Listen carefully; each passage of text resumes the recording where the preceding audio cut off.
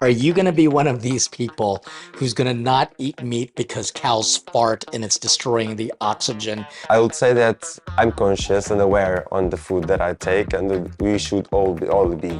I'm not that straightforward that from tomorrow I'll be vegan or I'll change my diet. Okay. But I think we Do should you have be a lot of people in Portugal who are like, I mean, vegan. Yes, why? we do, we do, and they are growing like bacteria. Welcome, Chef Rui. It is a pleasure to have you here and to help me so much. Just so that you know, ladies and gentlemen, Chef Rui was my culinary consultant for our filming episodes for our Savoring Our Faith show. And we were filming in Portugal. And so thank you for joining us. How was it working with a priest and a chef? And don't lie. Thank you for the invitation. Thank you for the trust. And it was in fact a great experience. It was really nice. I never had to work and cook with the side of a priest before, Oh, really? so Are you it Catholic? was inactive. I am indeed. So when I was younger, in my childhood, my mother took me to the Catholic schools. So did the baptism, and I did the first communion. And after all the things going on in the school, I just stopped going to the classes You stopped going to classes and I and you stopped stopped going going. to church. That actually happens a lot in the chef world. I Hmm. mean, chefs don't really have a sense of faith because their kitchen is almost like their church. It's true, it's true. And we cook that much working hours that in fact it takes us a lot of time and consumes our lives Yeah, that because, much. while you're working, it's usually on a Saturday or a Sunday, Hmm. and that's when church is. But we'll get to church in a minute, but I want to just hear about what it's like for you as a young chef in Portugal. When did you get started cooking? So I started cooking when I was 14 years old. Why? In my small town, it's Tomar. I was born and raised there until I reached 17 years old, 14 years old, sorry. And then at 14 years old, I decided to enroll in a vocational professional course with cooking and pastry together Where? in Tomar. Oh, in Tamar. In Tomar, Okay. yes. My family gave me some motivation to go and to enroll in that school. So did you always like cooking? Yes, I started in the cooking world from baking. I was cooking together with my grandmother, so she was my great inspiration on all the cooking family history. Do you have a brother or sister I do have a brother. He's 14 years old, older than older you? than me. Okay. Yes. And so I guess you were cooking with grandma. Does that make you the favorite? No, I don't say no. She knows how Oh, to okay. separate All the right. heart. And so you were cooking at a very young age. And when did you take on the profession of cooking? So when I was 14, I had to enroll in high school, and I enrolled in that course, the vocational course, because I wanted my parents, they were concerned about me because the world is changing and we have to be ready to get our individual and be responsible for the future that is coming by. So I just enrolled in a professional course in order to, as soon as I finish, I could go straight to work and to be independent. That was their biggest concern. Okay. So in your independence, when did you really take the role of a professional cook? Because you had to go to school for how many years? Well, I did 11 years 11 years of of, of cooking. of cooking So school. some of that was high school, and then some of that was Bash, college, yeah, and then some of that was master. professional training, Hmm. masters. Yes. What's your master's in? The master is called gastronomical science. It's Oh, about playing and studying cooking molecularly. molecularly while chemistry and physics approach. So you're Yes. kind of a mad scientist. Yeah. Yeah. All right, now I just have to ask, when you started doing this, did you forget how to cook, like with fire and everything, or are you just cooking with acids and No, I cook. I can say that I cook all the type of for food because 11 years of studying cooking, it really gives us the wide range and the wide knowledge for all the fields and all the types of cuisines. But in fact, after studying the approach of the chemistry behind all the reactions that happen in the kitchen, it really made me think about how can I improve that dish? How can I improve that technique? How can I make it better? Enhance flavors, enhance techniques, enhance experience for our guests. so do you think that the molecular cooking makes you a better chef? It does, It does. definitely, it does. And why? Because I know how to do that recipe in the best version possible, because I know the temperature, the time, the seasoning, the marinades, all the enzyme, the proteins, everything that needs to be there at that precision to happen in the best way possible. Okay. All right. No problem. And as far as molecular cooking is concerned, what is the strangest thing that you've molecularly made? By the way, Well, I just want to say how it's coming out, the word molecularly made. It's not an easy thing to say. What's something that you've made that's just been surprising for you? Well, I really like the idea of doing a fake fried egg, but it's sweet, so it's served as a dessert. Oh For yeah, example, the egg white is a gelatin of agar-agar with coconut milk, and the egg yolk is a spherification of mango, for sure. example. And then I make the edible shell with some mannitol, with the sugar that Do you have really any sticks pictures together. of that you I can do, take? I Oh, do. make sure you send it to us so that we can show what that is looking like because Perfect, that would be amazing. And what perfect. is something that you find difficult to make? It's about molecular is about precision. So we really have these precision pocket scales that are really by milligrams, and we have to respect all that precision. If we don't, for example, sometimes zero point 0.1 gram of a difference in gelatin, for example, Sure. gelatin F, it really makes a huge difference. So we have to be really precise. So I would say that the most difficulty is in fact the precision when cooking But molecular. then you are not making up your own recipes, are you? Or are you just using other people's? I tried both. I'm because in our professional life, I mean, doing being as a chef and living as a chef, you really have these goals and objectives, and sometimes these tasks that people ask you to do, or in a specific event, or creating something different. For example, the really recent one was creating a catering service in drinks for kids in a museum with a dinosaurs exhibition. So I had to With, create oh, this dinosaurs. dinosaurs Okay. exhibition. So I had to create these mocktails without alcohol because it was kids, but inspired in the Jurassic era. Oh. So it was getting these colors, temperature, textures, and presentation, and transport all of that to the glass. And only that is possible because molecular to understand all the textures, all the colorings, all the agents, the thickeners, the foams, But and the does it stabilizer. taste good? Yes, yes. I mean, that's my roots. Since I started picking from the start, I started from learning the French cuisine, all the flavors, the cuttings, all the bases from a real cooking. And then I applied that during my studies, and I always respect that, and I always keep loyal to that. So most people think that, like as a chef, you're just kind of cooking in a kitchen, but you're a little different. What do you do? Well, after COVID, I have to change a little bit my life because before COVID, I had a restaurant here in Lisbon, and Oh, you had a restaurant. I had a restaurant. I opened when I was 23 years old, so What was it? I finished my master, and the day after, I opened the restaurant. It was about Portuguese contemporary food, so Portuguese flavored dishes, but with a little 2 or 3 molecular cooking techniques. What was it called? It was called Oconda. Oh, conda. Oconda. Okay. Um, What does and that mean? It's the conde is the barrow. It's like the barrow in the royal family. We have the Okay. barrow, so it in Portuguese is conde. And how did you do? I mean, was it a successful restaurant? It was quite an adrenaline, so it was nice to be that young and to go to that project, to enroll in that project. I was about to go to Australia to fly around the world and to keep going and traveling and gathering more knowledge. But that invitation got by, and I didn't want to say no, so I just accepted. And to have that adrenaline for a year and a half, then the COVID came and arrived and made change, I think, everyone's life. So for that, I have to change my life, and that's made me what I'm doing today. I'm teaching in 4 different cooking schools and 2 universities. So academic is something that I was doing before as student, and I was helping already some professors, giving some classes or master class or workshops.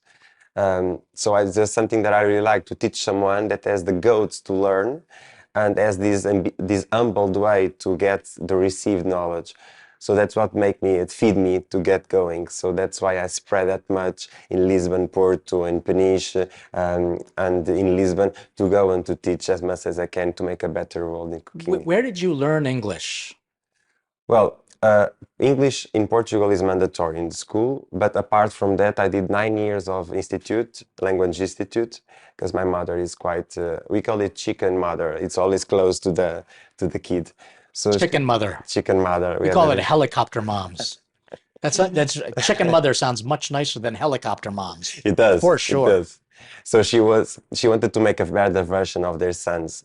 So she was taking insisting me to keep going, and I did 9 years of language institute, and then I lived in London. So my English just rounded up in a better way possible. Yeah, for sure. And as an academic, and you're now teaching, I kind Hmm. of want to hear what kind of student you were. Were you super into your studies? I mean, you seem pretty focused. Did you do anything fun when you were in school? I mean, because chef school can be pretty intense. It's true. In fact, being honest, while I was studying, there was a lot of classmates that were going to summer festivals. They were traveling the world. They were doing stuff for leisure. I wasn't. I was rejecting all that invitation, and I was totally focused on study or academic works and to respect the deadlines as much as possible. Of course, I had fun, but I had fun in a safe way, not to make it So worse. you're a good boy. I am. Of course, some classes I missed and I get late. I usually have this late issue that I arrive late to all the classes. When I was a student, now a professor, I cannot. Wait. So that's surprising to me because you It seem is. pretty punctilious.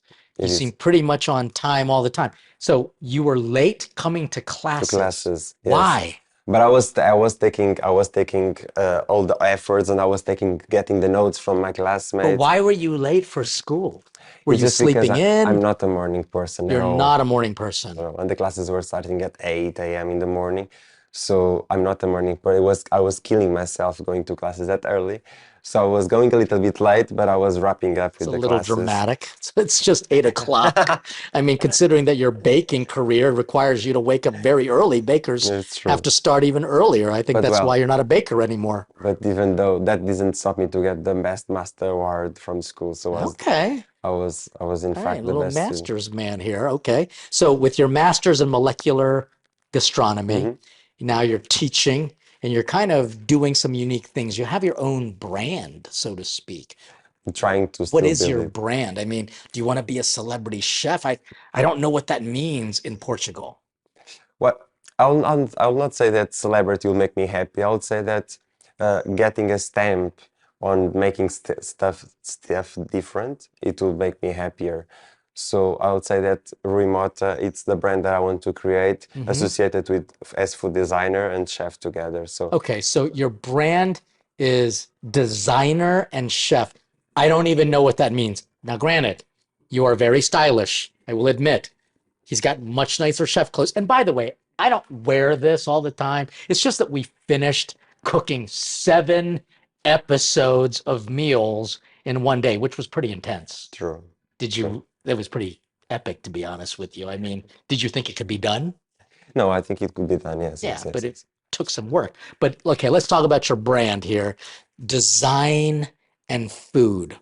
What does that mean? It sounds very European. So design, first of all, let's speak about design. Design is a concept of having a problem and all the method that we are applying to solve that problem up. It can be, for example, a problem I want to sit, I need a chair. So there's a problem. And then the design is the methodology and the tools that we'll apply to design that chair and to make it up and to produce that. So that applying to food can be one related to food design can be, for example, I have human resources that are coming to an end, for example, animal protein, and let's speed it up to a more sustainable protein source, like insects that are coming now to Portugal Oh as God. Okay, good. as Let's food. talk. All right. And so a problem is how to include insects in the Portuguese food culture. So I would say that food design is the tool that will help us out. It will set all the tools and all the methodologies to make that more appealing, to make better the size, the portion, the package, the color, where the lighting, the All right. temperature, the So I room, and just so gotta on. ask, are you gonna be one of these people who's gonna not eat meat because cows fart and it's destroying the oxygen, the environment in the air? I mean, is that where you are? I'm not that linear. I would say that I'm conscious and aware on the food that I take, and we should all be.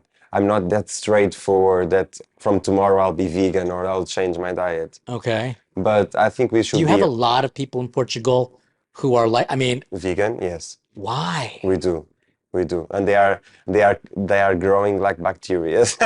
And I would call it bacteria, to be honest with you, because it's almost literally a rejection of your culture. Your Yes, culture they have they isn't have vegan. they have that believes that that we are losing our back teeth in order to that we are not eating meat. That's because we are No, I'm not even designed talking to eat. about that. I'm talking about your culture. You guys eat It's true. meat, you eat chorizo, you eat cod, you've salted cod. I mean, it just seems like It's it's a true. rejection of who you are. The authenticity, yes, yes, yes. Okay, so you are going to try to introduce bugs to my food. What are you going to do to make me want to eat bugs? Because I've eaten many bugs in Mexico Yes, because that's what they eat there. Their Aztec that's the culture culture. had bugs. I don't want it in my food. What would you do to make it taste good? Actually, there's this class that I teach in one of the schools nearby, which is all about alternative proteins. So we take about not having meat or fish, and we go as nutritional balance and to build a plate menu or degustation menu, but it's still balanced in a nutrition, presentation, variety of ingredients, and so on. And bugs, it's one of the steps that Which takes bugs are there. we talking about? We are talking about Tenebrio molitor. What is that? Tenebrio molitor, Okay. it's the biological name. And then Aphytobius. What does it look like? It looks like a worm. It looks like a worm. Okay, so you're going to eat Yes. worms. And we have the Aphytobius, which is like a really lighter worm, and More is worms. and it's easier to eat because it's so much lighter in flavor profile. Okay. And then we have the grillos, the one that makes the sound in the woods, like the Crickets. yeah, the Yeah. crickets. And then you have the crickets. There's Yeah. only these three that are approved now in Portugal to eat and Yes. certified Yes. I'm so for now. grateful for the Prime Minister of Italy who says, I'm not eating no bug. All right, we're going to eat pasta. And that's the interesting thing too. What's what's the the quality of food here in Portugal? Is it good? It is. We really invest on quality of the products from small farm productive organic food that we try to get it and as less hormones and less pesticides as Do you eat possible. seasonally or are you going to be able to eat? No, we do it So seasonally. you're Even eating if you go seasonally? to a supermarket or a big supermarket, you don't have that much variety out of the season. We are quite focused on that And still. the style of eating here, is it family style or is it now kind of individualized? What's the traditions of eating? I would say that the majority it's actually the comfort food that is come the pot to the table or the big tray to the table and everyone who takes theirs a bit Family of yeah, style. family style, Yeah. yes. Do you like Portuguese food? Yes. Is Yeah. there any type of cuisine that you don't like? No, I do know how to appreciate on the right moment all the At the types of right moment, what's the worst thing that you've eaten from a country? that I tried. I would say that I love curries, but it's too flavorful and too spicy, so I don't like spicy food. So it makes it like it's not respecting the real flavor of the chicken, the prawns, and everything. It's over too much, all that spices and the condiments. For example, in order to go to the Moroccan food or to the Arabic, it's so much lower intensity of spiciness, and it makes it better balanced. Okay, well, I'm sorry for the people of India. But I do agree with you that we want to be able to taste the proteins, True. which is why oftentimes I just use vegetable curry, and they make the vegetables Hmm. taste good. Bug free. Thank you, Jesus. Okay, now I want to ask you a little bit about your morals as a chef. Um, what is your experience of working in the kitchen? Does it make you a better person or a worse person? Well, that's funny for you to ask. When I was studying, and I would say like my first 5 years of studying, I was a little bit nose up. Arrogant. I was arrogant. I was in fact quite confident. I thought I knew everything already about cooking. Yeah. As soon as I started to go abroad and to go to Belgium and to go to London and work 17 for 18 hours straightforward in the same kitchen and pushing hard, and I saw that there are better people than me that cook better than me that know more techniques and stuff. I got a little bit backwards and You mean start humble? yes on the humble way, yeah. Do you And find chefs generally arrogant or humble? well, I think that everyone has that's a pinch of each arrogancy and sympathy. I would say that just have to deal with it. There's moments of pressure in the kitchen and there's moments of relaxing. So we just have to respect that because it's all a work. It's all focused on the customer and the final guest. So, for example, we say that we see a lot of time the Gordon Ramsay yelling and punching everyone in the kitchen. I was working with Aston Blumenthal, and in fact, in the MasterChef, he's always pushing people also. But it was so serene and it was so calm in the kitchen that we never yelled to each other. So I think it's a way of dealing and getting the stress that he has to fulfill some objective or running against time. That if we are in the same boat with him, we can just works it out. He works it out. And as far as the culture of chefs in Portugal, because it's probably different everywhere. I mean, you've got a lot of rustic, simple home style cooking. Mhm. I've tasted a lot of that. There aren't a lot of super fine dining experiences. Has that been your experience maybe in the bigger cities? Like, is Portuguese food kind of becoming fancy to the point where you're using tweezers? Well, it happens, not that much. You were right on that point. We have a bigger problem now that is happening about the wage of the cooks and chefs in Portugal. So Okay. everyone is running around and is going for outside of Portugal, outside of Europe, in order to get better wage. What is the wage here, if you don't mind me asking? So it's around, if you are a normal cook, I would say like chef of rank, I would say like around 900 and 1,300 or less. Wait, what was that again? It was If the normal cook, normal a cook, normal cook, 9 to 5 or whatever, the restaurant. usually we do it separate. We do from 9 to 3 p.m. and then the same person to go to rest for 3 hours and then come back for the dinner service. Okay, So it interesting. has like 3 hours break. Okay. And that's around like 800 to 1,200 euros a month. So 1,200 a month. Yes, 1,200 a month. That's good. For a cook, yes, for a cook.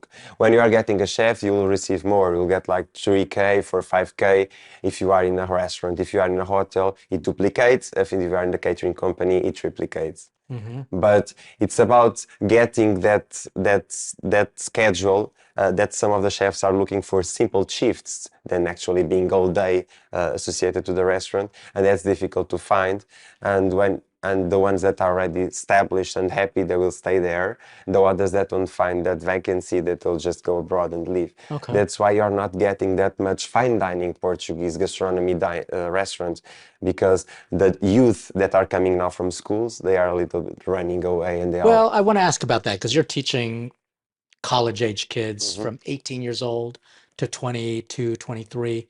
I want to know what they're like here in Portugal because, I mean, I'm not being disrespectful, but we have college kids who are graduating with a degree and they honestly don't even know American history, much less how to put to frame together words or logical thoughts. What is it like here?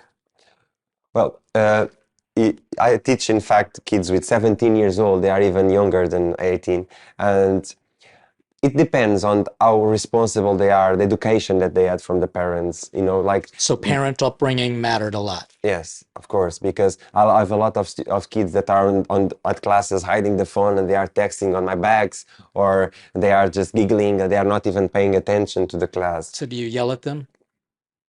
I'm not that kind of professor. I just say that if you want to go, you can go. I'll not put enough presents to you. You can go home. Has anyone ever ticked you off to that you got to the point where you yelled at them? I know, I'm really a calm person while I'm It's teaching. kind of annoying. Yes. In a good way. Of course, when there's noise, I invite them to go out or to shut up, but in a polite way. But I would say that when they want to go out or to smoke a cigarette or they even miss classes, they can go. I mean, I'm here to teach. If they don't take the opportunities or it's their problem, not mine. So you tell them to leave? I tell them to leave politely, yes. Politely? Yes, politely. Get out! Is that you? Have you ever done that? I'm calmer than that. I just say, if you want to go, you can go. I have no worries. Has anyone ever kind of like challenged you? No. They respect me because But I've noticed that they have a lot more respect here. Younger people, they learn how to Yes. say, excuse me. Where is that coming from? Is that kind of like a Portuguese quality to have manners? it's the education in school. It's the education in school. Is there a rough side of Portugal where people are like a little more mouthy, a little You more know, rough? you know that actually in Tomar? my father's in my father's school, Yeah, they had the time that they were even beating the kids with the wooden spoon from the kitchen yeah. when they are not behaving good. So, but that's not happening nowadays, of course, anymore. But we still have that rigid education on the low school and the playground school. So when they get to the 17, 18, they are already polite They're a little bit more adults, I would disciplined. say. Yeah, more So, what do disciplined. you think are being some of the biggest challenges that you're facing in your career? And, if you look at your life and in the world, what are some of the biggest challenges you're thinking of? Like your hurdles, your struggles?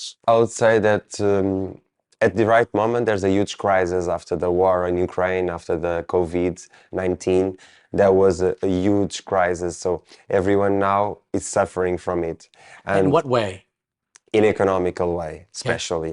Of course, resources from the supermarket are increasing, but that's economical because of all the trades. But that is making me to have 7 different jobs to pay my fixed rental costs, my variety costs, and all the living costs that I have to support. Do you have a high lifestyle? I would say that I have as adapted and correspondent to the hard-working process that I have. So I hard work and play hard. I would say that. Play hard. All right. What Yes. does that mean? It means that if I'm working non-stop, for example, in April, I had one day off. Hmm. I can say that I can enjoy as fun as I can get without no limitation. I And can what go is to fun for travel. Chef Rui Mota? It can be like, for example, every month go to a different country and to be 2 or 3 days there, meet the culture. For example, going to Do you uh, travel alone? traveling, yes, with friends or alone, yes, Okay. Do you yes. like to travel alone? It depends. If I'm going to fine dine restaurant, it's better to go alone because my friends they don't have that sensitivity of enjoying the food itself. So Okay. I'd rather go to the simpler restaurants. Okay. So knowing that that kind of worries you is money and finances, which is everybody, what is it that kind of touches your soul? What makes you more reflective and more interior? Has there been an experience where you just think, I really have to take stock of my life? What affects your heart? Uh, I think it's about ambition. I'm quite an ambition person, and I had some. I'm 2 years ago. I had this facing a huge. Um, I would not say problem, but it was in fact an accident that happened to a close friend of mine, and she was 21 years old, and she died in a car accident. Mm. And it made me realize that we are, in fact, some souls in a piece of meat going around here, and from all of a sudden we cannot be here anymore. So, as having my ambition on the backwards and then my soul together, I wanted to make a change in the Portuguese gastronomy, and especially that's the distribution effect that I'm doing already in schools, but as my name and doing some related to design and creating different as an artistic approach. And so I'm going to go back to, you saying that you grew up kind of Catholic, you kind of left.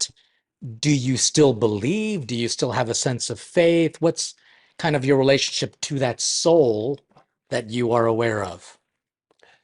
I would say that I believe there is something up there. I'll not say exactly if it's a God or if it's Jesus or if it's another religion.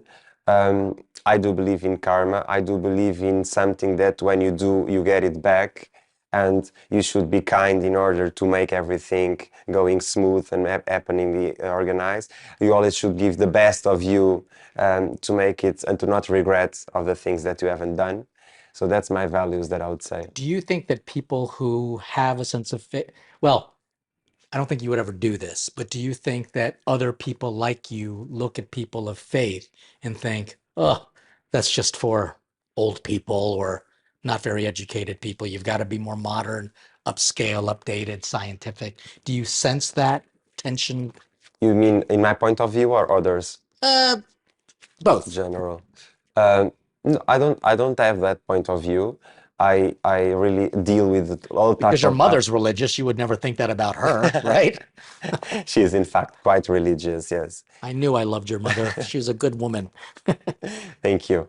But I don't have that point of view. In fact, I deal with all types of person. I think we can learn from all type of different people, even from different status, different countries, different cultures. We can absorb that and be a better person with all How together. about like the modern young person in Portugal? Are they generally a religious group or are they pretty secular? Well, the really close friends of mine, or the kids that I'm teaching now in school, they are not religious. Hmm. I would say more than 50%. They maybe believe it. They maybe believe it, and they have their close family that go to some mass or sanctuaries, but they don't do it quite often, as far as I know.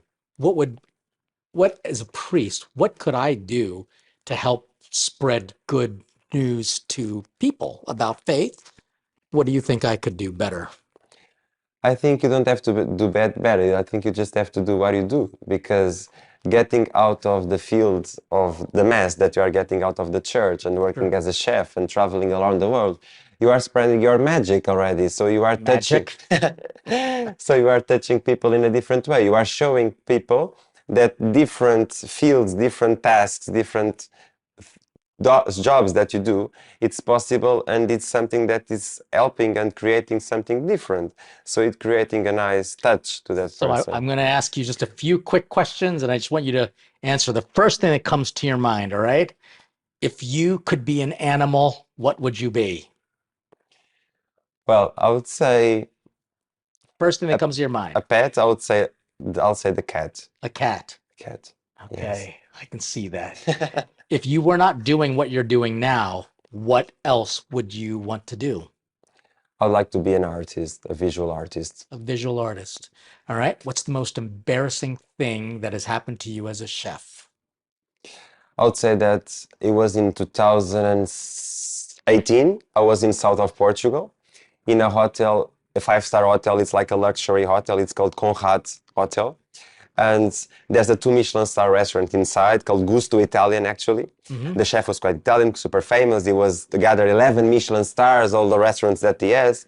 And I was doing a project there, invited by a brand of tonic water, Schweppes. And But what is that? Schweppes, the tonic water, the brand of tonic water. Okay. Okay. So um, yeah, I was creating a pop-up consulting service there, and I was passing to the kitchen and with my tray that I just removed from the oven, What and was it?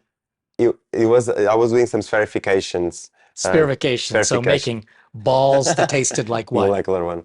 That one I think it was hibiscus flavor Hibiscus. Okay. to match the hibiscus tonic water and the cocktail. So when I was removing it from the oven, it touched a vessel that was with the broth that Oh the chef no. had been for 3 or 4 days Oh reducing, no. and it went straight to the floor. So the chef was calling me all the names possible and imaginary in his life, and he really, I was feeling bad. If I had a hole to hide, I will hide it myself. How old were you? It was embarrassing. I was 22 years old. Oh my gosh. All right. And then I guess one final question for you. Well, two actually. What is your guilty pleasure food? You mean in a bad nutritional approach? I don't care what it is. Guilty pleasure. I would say chocolate or ice cream, yes. Maybe ice cream, chocolate ice cream, yes. Chocolate ice cream. Okay. Excellent. I don't think that that's guilty at all. That's just normal. Now, is there anything that you'd ever want to ask me? I mean, how many priests do you talk to, especially at this level? Is there anything that you would ever want to ask? Well, in fact, after I left my religion academic school and church, um, I didn't get any contact with a priest after that. That's been more than 10 years Oh, for it already. So I would say that what's your value in a way of the question would be what's your value in a way of having this approach of gastronomical kitchen and recipes that you do and teach and try to expose to others? What's your main objective with it? What do you want to make with it? what I want to do with my work connecting food and gastronomy and faith is I want to create an environment where people can come together, they can eat, they can have communion. And then I also believe that a little bit of grace, a little bit of goodness can change everything. In the same way, a little pinch of salt or a little touch of acid, it can make something different. Hmm. And so I know that not everybody is going to want to hear the message that I'm offering because a lot of people just think Jesus is out of touch. But as a chef, I realize that Jesus used food more than chefs do in a way. He became food. And so it's connecting a theology to culinary, and I call it a theology of food. I've written a book. I'll send it to you. Thank But you. it really is about connecting food and faith, and more importantly, what family does. Because you as a family, I met your mom and dad at a restaurant. It's almost like when I talked to them about you, they were immediately thinking of what it was like with your family around the table. And I think that's a beautiful thing that the world needs more It of. is. Yeah. So listen, any way that people can reach you? I mean, do you do like food tours or do anything like that? If people come to Portugal and say, hey, I would love to eat some amazing Portuguese food, where can they find you? Well, I would say that now I'm not associated to any restaurant, so I'm working as a freelancer on that production food itself, Hmm. apart from the academic school.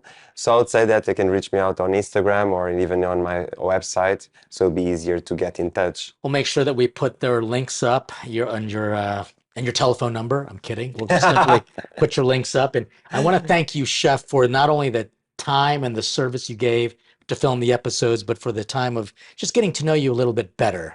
I know that this is weird, but I hope it was a good experience for you. It was indeed. So if you want to learn more about what I think and what I've learned, and basically my carry-out order, my commentary on this experience, just make sure you join our Patreon community. Make sure you subscribe. Let others know about our show, which really connects faith, culture, and commentary. My special guest was Chef Rui Mota, and we will see you next time on the Father Leo Show. Stay hungry.